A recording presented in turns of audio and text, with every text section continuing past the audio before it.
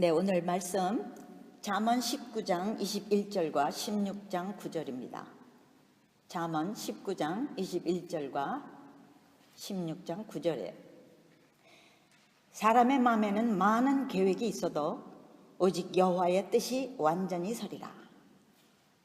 그 다음 16장 9절은 사람이 마음으로 자기의 길을 계획할지라도 그 걸음을 인도하시는 자는 여호와시니라. 오늘 말씀의 제목은요, 신기한 변화, 신기한 변화입니다.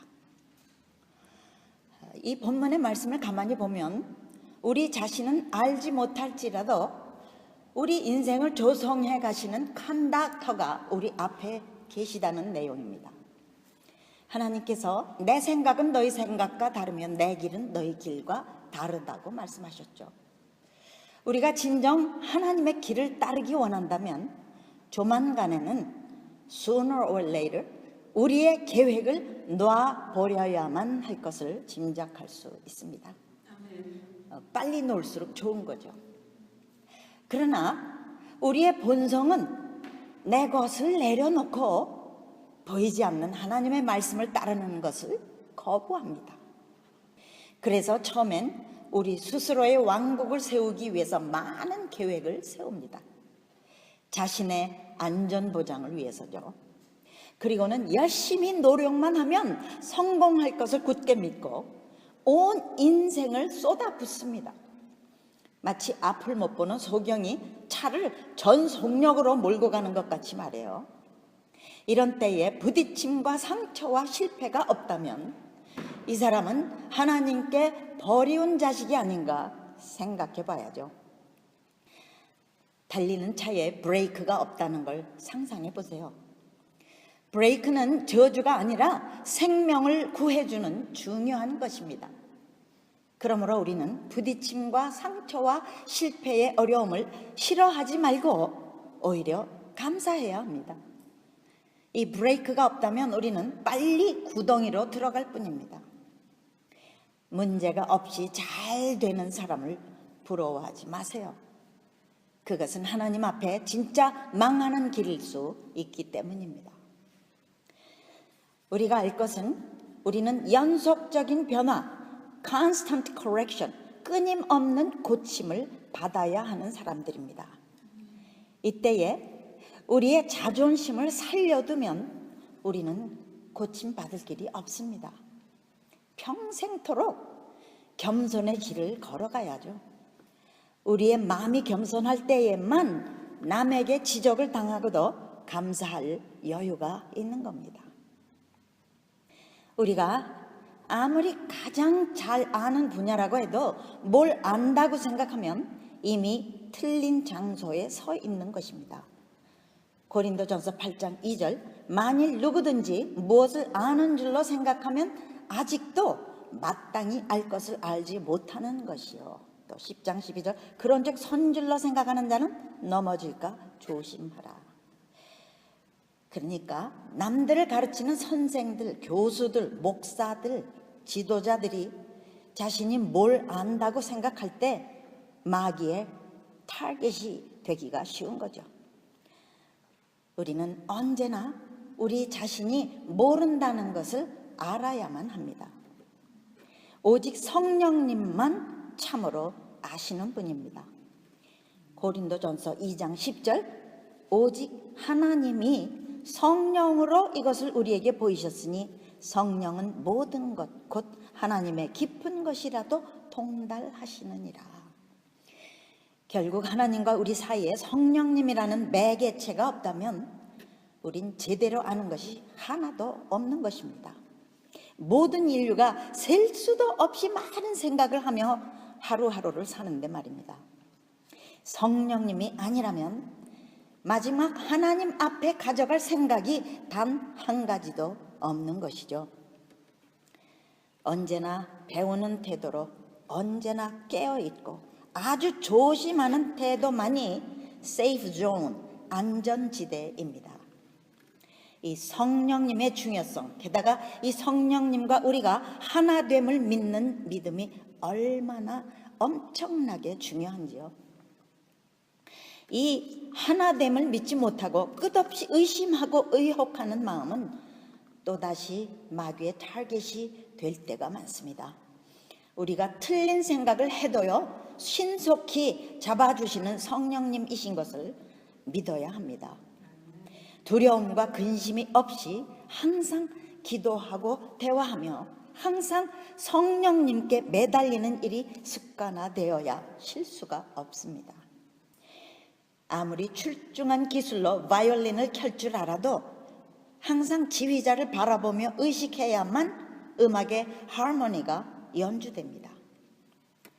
처음에는 우리가 난 하나님 필요 없어 하면서 자신의 노력으로 살다가 실패를 체험하고 나면 내 인생이 내 것이 아니구나 라는 걸 알게 되고, 그런 후엔 하나님을 이제는 전적으로 의지할 거야로 바뀝니다. 이것이 하나님의 신기한 변화인 것이죠. 이런 후엔 하나님께서 제시하시는 황당한 듯한 길을 믿음으로 떠날 줄을 알게 됩니다. 계획도 계산도 갈 바도 알지 못하지만 아브라함처럼 숟갈을 들고 집을 떠나게 됩니다. 더 이상 자기 계획, 자기 계산으로 자기 삶의 안전지대를 세우려고 하지 않습니다. 신명기 32장 11절 12절을 보면요, 제가 읽어드리겠습니다. 마치 독수리가 그 보금자리를 어지럽게 하며 그 새끼 위에 너풀거리며 그 날개를 펴서 새끼를 받으며 그 날개 위에 그것을 엎는 것 같이 여호와께서 홀로 그들을 인도하셨고 함께한 다른 신이 없었도다. 독수리 새끼들이 엄마와 포근히 보금자리에서 지내다가 갑자기 어미 독수리가 그 네스트를 흐트러뜨리면서 새끼들을 밀쳐서 바깥으로 떨어뜨립니다. 안전지대를 떠나게 하는 거죠. 그때 날 살려줘! 이 허우적거리는 새끼를 어미 독수리는 그 큰 날개를 펴서 새끼를 받아 업어줍니다. 새끼들이 살아나갈 길을 가르쳐주는 것이죠. 보금자리를 떠나도 이렇게 하나님이 날개를 펴서 업을 것을 우리가 믿는 삶을 살게 되는 것은 순전히 12절처럼 여호와께서 홀로 우리를 인도하셨고 함께한 다른 신이 없었다.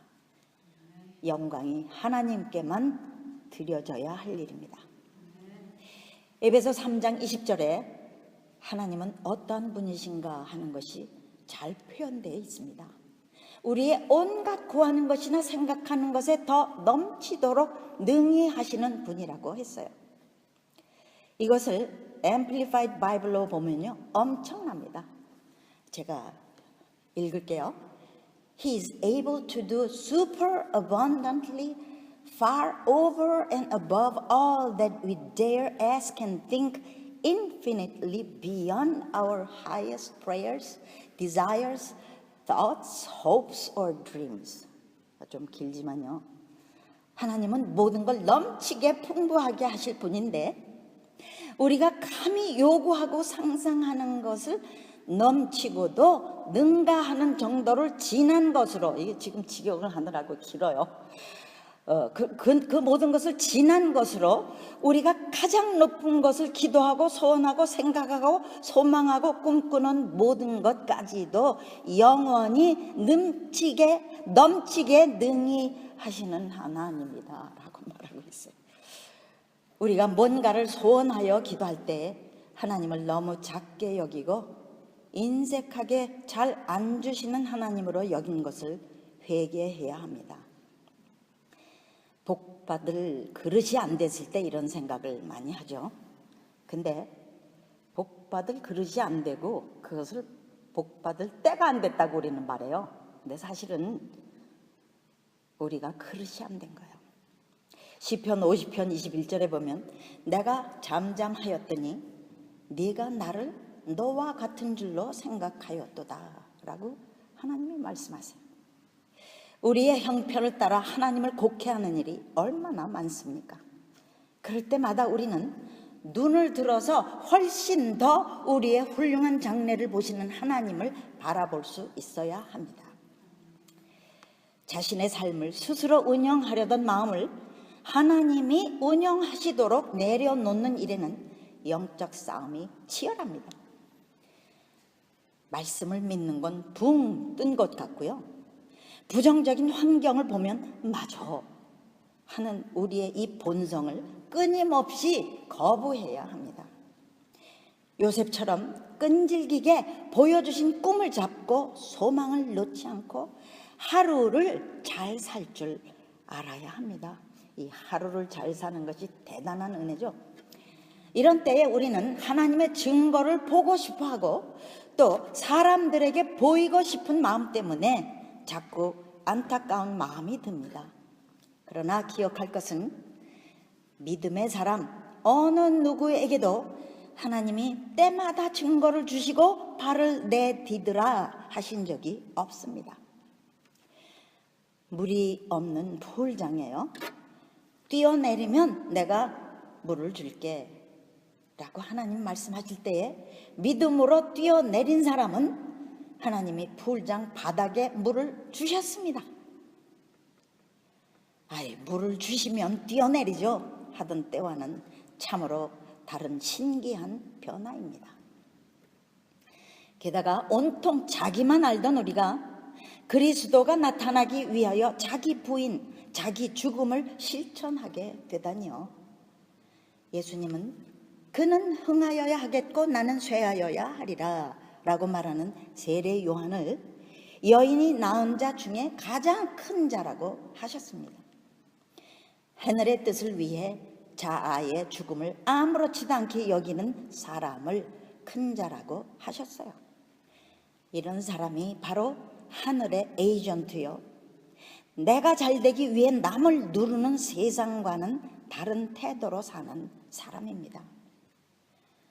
그렇게도 중요하던 자신이 없어진 이것이 얼마나 신기한 변화입니까? 또 다른 신기한 변화는 이전에는 높은 세상 명예와 성공을 쫓던 우리가 아주 평범한 삶 속에서 하나님의 은혜를 찾을 줄 알고 만족하는 태도입니다.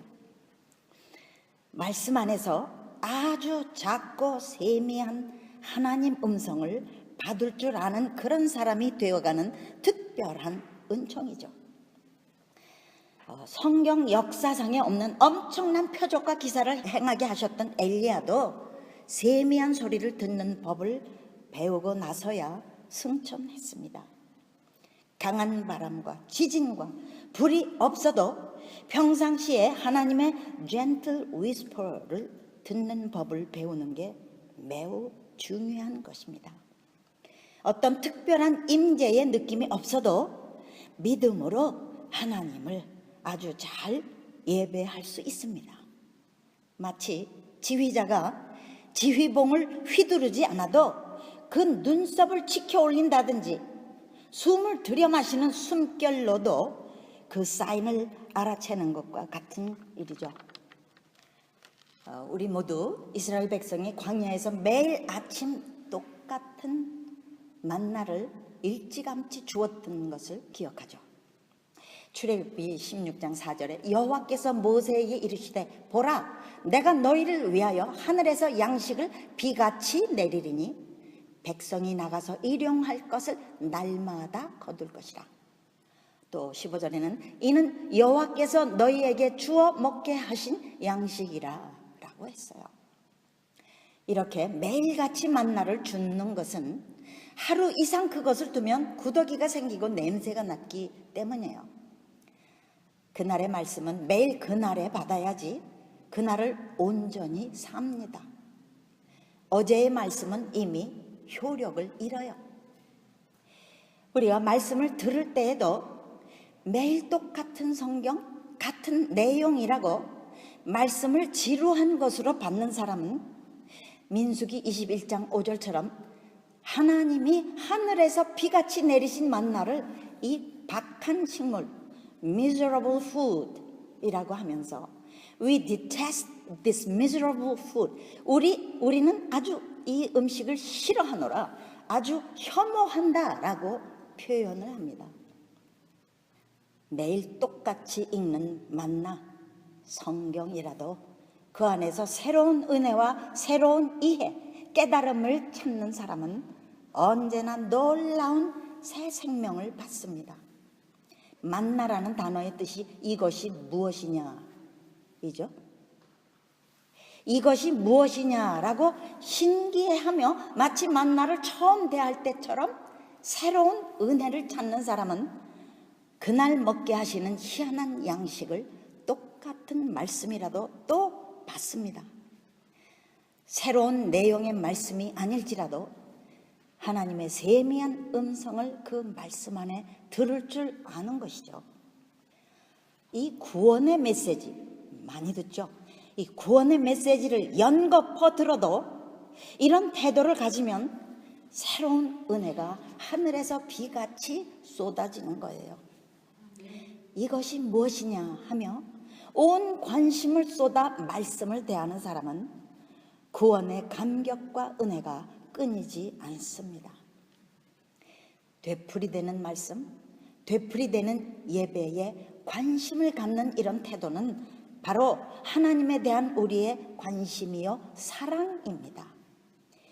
마치 정다운 크리스찬 노 부부가 매일매일 더 정답게 생활하는 경우처럼 말이에요. 두 사람의 관계가 하나님과 연결되어 있으면 끊어지지 않죠. 전도서 4장 12절을 보면 삼겹줄은 쉽게 끊어지지 아니하느니라 그랬어요. 이 노 부부는 매일의 삶 속에서 새롭게 사랑할 줄 아는 크리에이티비티, 창조적인 능력을 배운 겁니다. 도저히 깨뜨릴 수 없는 사랑이요 세상에서 보기 드문 아름다움입니다. 이 부부는 다른 세상이나 다른 사람에게 자기들의 사랑을 무너뜨릴 기회를 절대 주지 않습니다. 아가서 4장 12절에 표현된 잠근 동산이요 덮은 우물이요 봉한 샘 같은 사람들이죠.